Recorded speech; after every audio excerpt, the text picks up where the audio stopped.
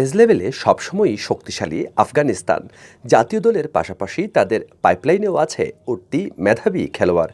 শক্তিশালী এই আফগানদের অনূর্ধ্ব-19 দলের বিরুদ্ধে টানা 2 ম্যাচে জয় পেল বাংলাদেশের যুবারা।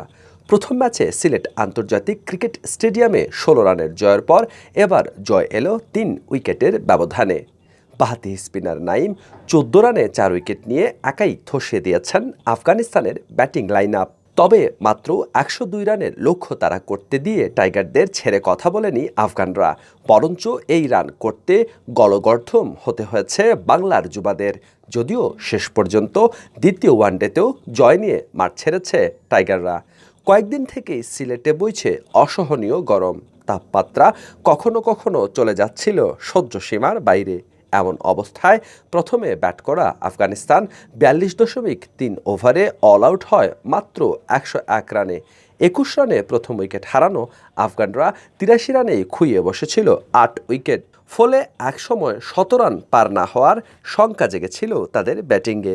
ম্যাচ সেরা বাংলাদেশের নাইম 10 ওভারের 1 স্পেলে 4 মেডেন সহ একাই নিয়েছেন 4 উইকেট।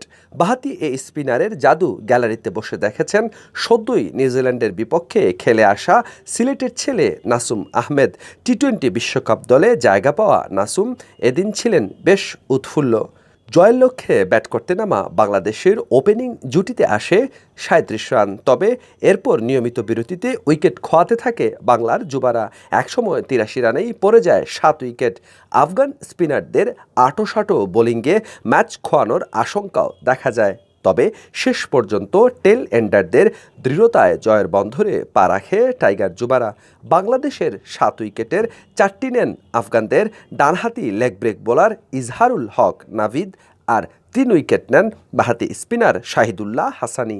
যুব ক্রিকেটে এই ম্যাচে 4 খেলোয়াড়ের অভিষেক করিয়েছে আফগানিস্তান। ওয়ানডে সিরিজের 3য় ম্যাচ আগামী মঙ্গলবার একই ভেন্যুতে অনুষ্ঠিত হবে। হাসান মোহাম্মদ শামীম, বাংলাভিউ, সিলেট।